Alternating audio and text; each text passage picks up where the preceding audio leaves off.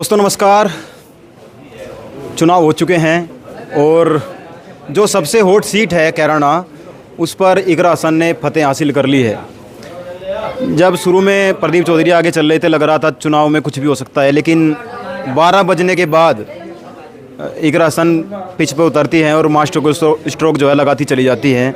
पहले इकरा जी आपको बहुत बहुत बधाई। जी बहुत बहुत धन्यवाद। आपके चैनल वालों को भी, जितने भी आपके दर्शक हैं, सभी का बहुत बहुत धन्यवाद। कैसा लग रहा है आप जैसे चुनाव जीत लिया? जी बहुत अच्छा लग रहा है और ऊपर वाले की कृपा है और हमारे सभी लोगों का आशीर्वाद है, मेहनत है कि आज हम ये दिन देखने को मिल रहा है। तो मैं दिल से सभी का धन्यवाद देना चाहती हूँ। अच्छा, बड़ा 400 पार का नारा का बड़ा जिक्र चल रहा था। पहले चरण में भी रहा, दूसरे में भी रहा, तीसरे में धीरे धीरे आवाज़ कम होती चली गई। कई बार होता है ना, गाने की आवाज़ तेज होती है फिर कम कर दो, तो धीरे धीरे क्यों घटनी शुरू हुई है, आपको क्या लगता है? देखिए, इनकी जो अपनी कार्यशैली है उस पे अगर गौर किया जाए तो साफ था कि 400 नहीं, ये तो 300 भी पार नहीं हो रहे, और वही आज रिज़ल्ट देखने को मिला। लेकिन भाजपा है, प्रोपेगेंडे पे चलती है और प्रोपेगेंडे से ही इन्होंने एग्ज़िट पोल निकाले, पहले ये नारा दिया, फिर एग्ज़िट पोल निकाले। जो इनकी नीयत थी संविधान बदलने की, 400 पार का नारा भी इसीलिए दिया गया था। उस नीयत को हमारे लोग समझे, खासकर यूपी की जनता ने जिस तरीके का परिणाम दिया है, तो पूरे देश में आज यूपी की प्रशंसा हो रही है कि यूपी के लोग अच्छी तरीके से राजनीति को समझते हैं, भांपते हैं और जब ज़रूरत पड़ती है तो अपनी राजनीतिक सूझबूझ का सबूत देते हैं, जैसे इस बार दिया। आपको अपनी जीत का सबसे बड़ा क्या कारण नज़र आया जीतने का? हमें जो सर्व समाज का आशीर्वाद मिला है। कोई भी चुनाव एक बिरादरी के बल पे नहीं जीता जाता और मैं बहुत भाग्यशाली हूँ कि मुझे अपने इलाके में 36 बिरादरी का आशीर्वाद मिला, सपोर्ट मिला। और हमारी जो सीट है उसका समीकरण भी ऐसा है कि अगर हर बिरादरी से वोट ना मिले तो ये सीट निकल नहीं सकती।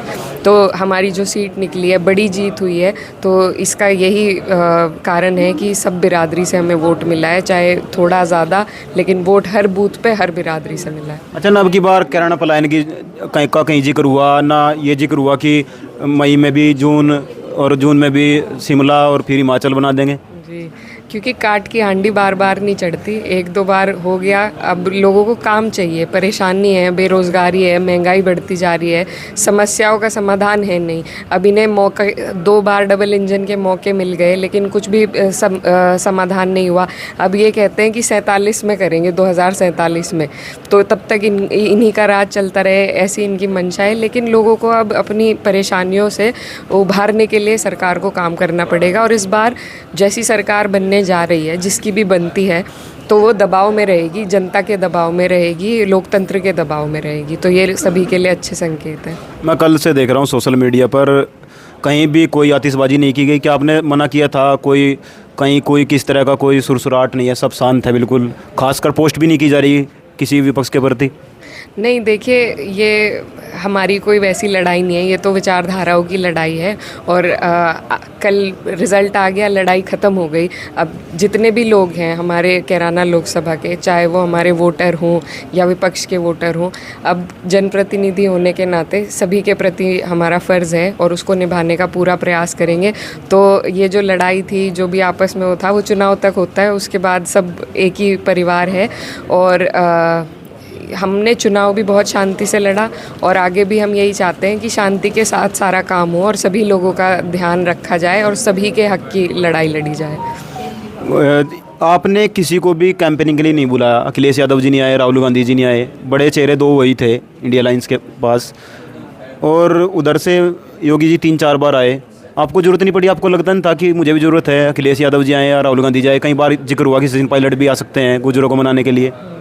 जी देखिए, यहाँ पर जितने नेता भाजपा ने भेजे थे, तो हम उनकी जो नीति थी उससे अलग चलना चाहते थे। इसलिए हमने फिर यही सोचा कि हम लोकल लेवल पे अपने लोगों को प्राथमिकता देकर उन्हें आगे रखकर ही चुनाव लड़ेंगे और ज़्यादा से ज़्यादा प्रयास करेंगे लोगों में पहुँचने का, और वही हमने किया। तो ये एक स्ट्रैटेजी थी कि हम इनको जवाब देना चाहते थे कि ये जो हमारे जो सांसद जी थे, माननीय सांसद जी, उनका कार्यकाल जो रहा वो अनुपस्थित रहे जनता के बीच से, और फिर चुनाव से 1-2 महीना पहले वापस आकर और बड़े चेहरे दिखाकर चुनाव नहीं जीता जाता, जनता का दिल नहीं जीता जाता। तो ये वही उसी का जवाब था कि लोगों में लगातार रहने से, उनकी सुख दुख में खड़े रहने से, उनकी आवाज़ उठाने से ही चुनाव जीत सकते हैं, ना कि 1 महीने के लिए बाहर के चेहरों से प्रभावित करके।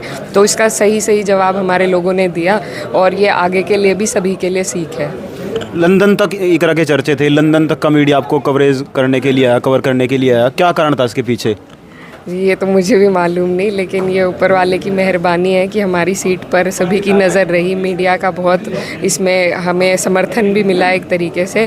और आज जब हम कन्नौज प्रचार के लिए थे, मैनपुरी गए, तो ये आप सब की वजह से ही हुआ कि यहाँ की कैराना की इकरा को वहाँ भी लोग जान रहे थे। तो मीडिया वालों का भी दिल से मैं धन्यवाद देना चाहती हूँ कि आप लोगों ने मुझे बनाने में जो मदद करी है, तो उसके लिए आप सबका बहुत बहुत शुक्रिया। अच्छा, वहाँ पे गंगों में घटना हो गई थी, उसको लेकर दफादफ पोस्ट पे ली गई, अब कहाँ है इकरा हसन? तो मैंने हालांकि उस पर पोस्ट भी कर दी थी, ऐसा नहीं है। क्यों इस तरह के लोगों से क्या संदेश देना चाहेंगी आप कि इस तरह के लोग क्यों बार बार वही हिंदू मुस्लिम की राजनीति करना चाहते हैं? देखिए, हमारी कोशिश यही रहती है कि सभी की हम आवाज़ उठा सकें। उस दौरान मैं यहाँ पर थी नहीं, मैं अपनी डिग्री लेने गई हुई थी, क्योंकि मैं लगातार कोरोना के टाइम आकर मुझे जाने का मौका नहीं मिला। तो ये टाइम था कि अपनी वो काम भी पूरा कर लें, आगे मौका मिले ना मिले। तो मैं यहाँ पर मुल्क में ही नहीं थी उस दौरान जब ये हादसा हुआ, और बहुत ही दर्दनाक हादसा था, घटना थी। तो मेरी अनुपस्थिति इसीलिए हुई क्योंकि मैं यहाँ थी नहीं, वरना मैं सबसे पहले वहाँ पहुँचती। और मेरे पीछे से मेरे भाई साहब वहाँ गए और उन्होंने परिजनों से बात करी और उनकी मदद करने का पूरा प्रयास करा।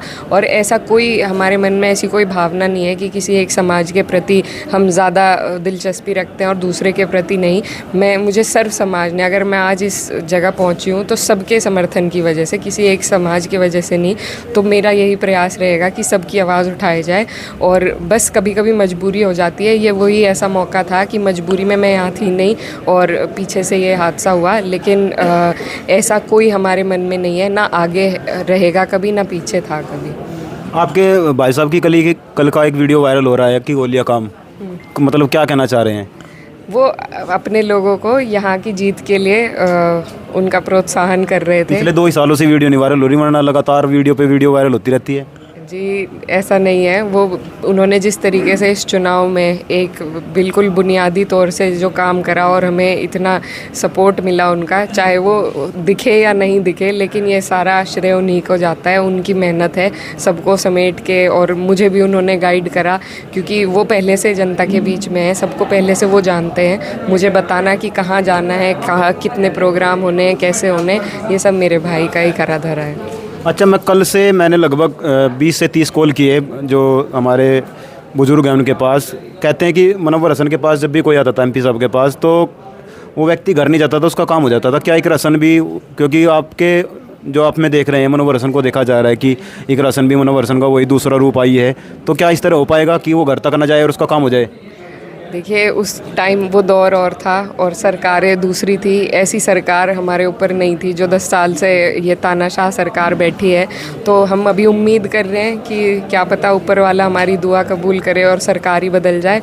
तो अगर सरकार बदलती है तो मेरा पूरा प्रयास रहेगा कि जिस तरह मेरे पिताजी, मेरे वालिद साहब सबके लिए काम करते थे, उन्हीं के पद चिन्हों पर चलने का काम करेंगे। क्योंकि ये आज हम जिस भी मुकाम पर हैं, मेरे पिताजी ने इसकी नींव रखी थी और लोगों ने हमें इतना प्यार दिया, आज तक देते आ रहे हैं। तो उनके लिए पूर्ण तरीके से समर्पित होकर काम करेंगे। किसानों की आवाज़ लगातार उठती रहेगी अब? बिल्कुल, ये मैं अपने लोगों को कहना चाहती हूँ क्योंकि हमारे किसानों की बेल्ट है, तो वो मुझे बताते रहे क्या क्या उनकी समस्याएं। अभी बता कर गए कि एक मंडी की यहाँ पर समस्या है, तो सबसे पहले किसानों की आवाज़ उठाने का प्रयास करेंगे संसद में और लगातार उठाने का काम करेंगे। नज़दीक में कोई भी खेल स्टेडियम नहीं है, क्या करना चाहेंगे उसके लिए? जी, उसके लिए भी प्रयास करेंगे कि या तो जो अपनी निधि होती है उसके माध्यम से, या फिर सरकार की किसी नीति के माध्यम से, या सरकार का कम से कम इस तरफ ध्यान आकर्षित करने का काम करें।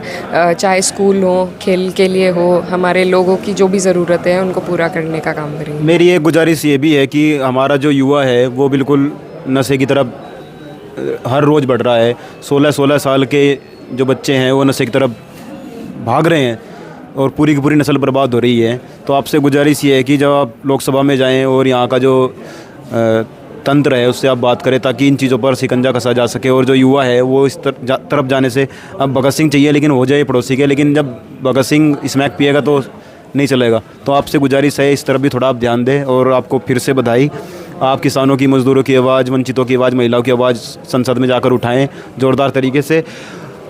चुनाव हो चुके हैं और कल तक लगभग ये क्लियर हो जाएगा किसकी सरकार बननी है।